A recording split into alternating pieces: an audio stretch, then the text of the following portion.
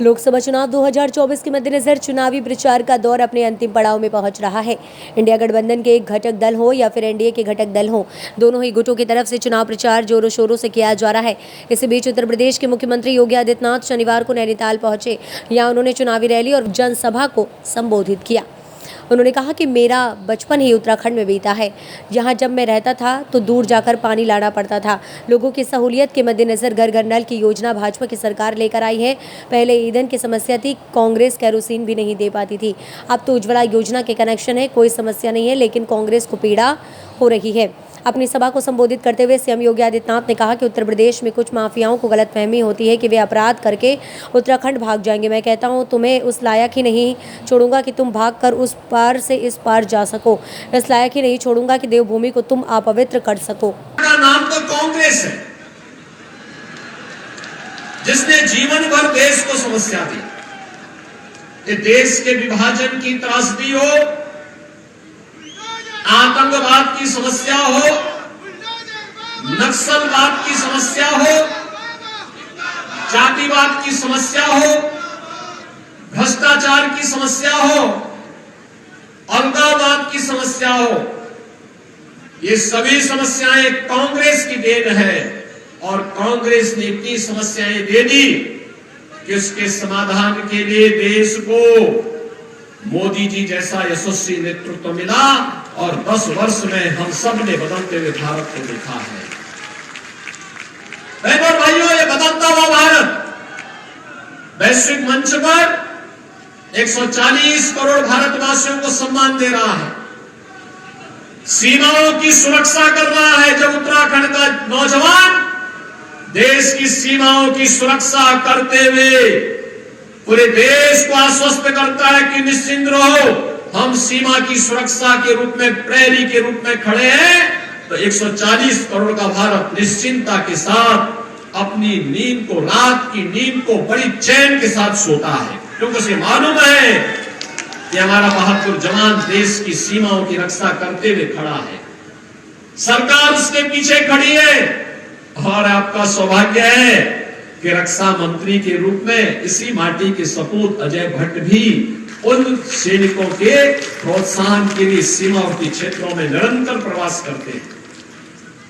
बहनों और भाइयों, देश में इंफ्रास्ट्रक्चर का जो आज कार्य हो रहा है, अत्याधुनिक infrastructure, highway, railway, metro, rapid rail, AIIMS, IIT, IIM, one district one medical college, और उत्तराखंड के लिए तो मेरा तो बचपन ही उत्तराखंड में व्यतीत हुआ था। बहनों भाइयों, 100 में से 9 घर भी नहीं होते थे जहां पानी मिल पाता हो। 2-2, 3-3 किलोमीटर दूर जाकर के पानी लाना पड़ता था। कितनी परेशानी होती थी।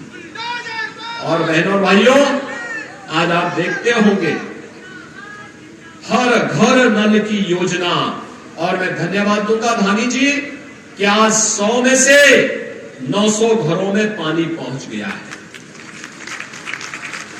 ये तो परिवर्तन है। पहले यहां पर ईंधन की भी समस्या थी, लकड़ी बीनने के लिए जंगल में जाना होता था, क्योंकि कांग्रेस केरोसिन भी नहीं दे पाती थी, यानी मिट्टी का तेल भी नहीं दे पाती थी। और अब तो उज्ज्वला योजना के कनेक्शन, जिनके पास नहीं थे फ्री में कनेक्शन, जितना रसोई गैस आपको चाहिए उतनी मिल रही है, कोई समस्या नहीं। समाधान का रास्ता ये निकाल दिया है मोदी जी ने। तो चाहे वह गरीब कल्याण का कार्य हो, चाहे वे विकास के कार्य हो, चाहे वह आस्था का सम्मान हो, और चाहे वह राष्ट्रीय सुरक्षा और संप्रभुता की बात हो, वैश्विक मंच पर सम्मान की बात हो। बहनों और भाइयों, आजादी के बाद देश का सबसे अच्छा जो स्वर्ण युग माना जाएगा वह मोदी जी के कार्यकाल के 10 वर्ष हैं। और इसलिए मोदी जी के 10 वर्ष के कार्यकाल में भारत ने जिन ऊंचाइयों को छुआ है, उसमें और तेजी आनी है। उस तेजी के लिए मोदी जी को तीसरा कार्यकाल भी चाहिए, तीसरा कार्यकाल भी चाहिए। मैं पूछ बहनों और भाइयों, क्या कश्मीर में धारा 370 कांग्रेस हटा पाती? क्या हटा पाती? ये तो इन्होंने ही की थी। ये समस्या, ये आतंकवाद का जो जहर है, तो धारा 370 से देश के धमनियों में घुल रहा था, ये देन कांग्रेस की है। ये किसी और ने नहीं दी, ये कांग्रेस ने दी ये बीमारी। मोदी जी ने बीमारी को हमेशा के लिए समाप्त कर दिया। एक देश में दो प्रधान, दो विधान, दो निशान नहीं चलेंगे, नहीं चलेगा जो आह्वान है, उस बात पूरा किया है मोदी जी के नेतृत्व में भारतीय जनता पार्टी ने। बहनों भाइयों, 3 तलाक की कुप्रथा को समाप्त क्या कांग्रेस कर पाती? कांग्रेस को तो पीड़ा हो रही है कि उत्तराखंड ने समान नागरिक कानून क्यों पास कर दिया। यानी कांग्रेस को पीड़ा हो रही है, जबकि स्वागत किया जाना चाहिए।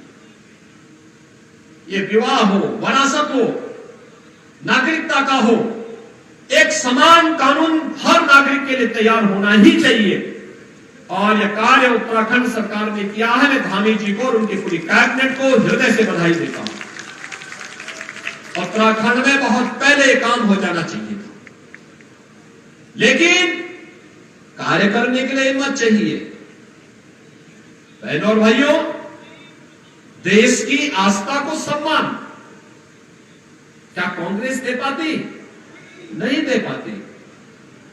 अयोध्या को तो इन्होंने विवादित किया था, अयोध्या को विवाद इन्होंने ही खड़ा किया था। और बहनों भाइयों, ये लोग चाहते ही नहीं थे कि अयोध्या की समस्या का समाधान हो। कांग्रेस हमेशा उस विवाद को टालती थी। और एक समय तो ऐसा भी आया था जब कांग्रेस नेतृत्व की सरकार थी, इन्होंने सुप्रीम कोर्ट में एक एफिडेविट दिया था और कहा था कि राम और कृष्ण तो हुए ही नहीं। इससे बड़ी गाली सनातन हिंदू धर्मावलंबियों को दूसरी नहीं हो सकती कि उनके देवी देवताओं को ये कहा जा रहा हो कि ये हुए ही नहीं। बहनों और भाइयों, हमने न केवल राम और कृष्ण के अस्तित्व को स्वीकार किया, बल्कि उन्हें अपनी विरासत से जोड़ करके आज अयोध्या में भगवान राम के भव्य मंदिर के निर्माण का कार्य भी संपन्न किया। आज आप देखें ना, अयोध्या ऐसे लगता है अयोध्या में आकर के जैसे त्रेता युग साक्षात अयोध्या धाम में आ गया हो, प्रभु राम के समय का समय फिर से जीवित हो गया हो। अयोध्या में मथुरा, वृंदावन, बरसाना, गोकुल, गोवर्धन, इन सब। VP न्यूज, खबर सिर्फ सच की।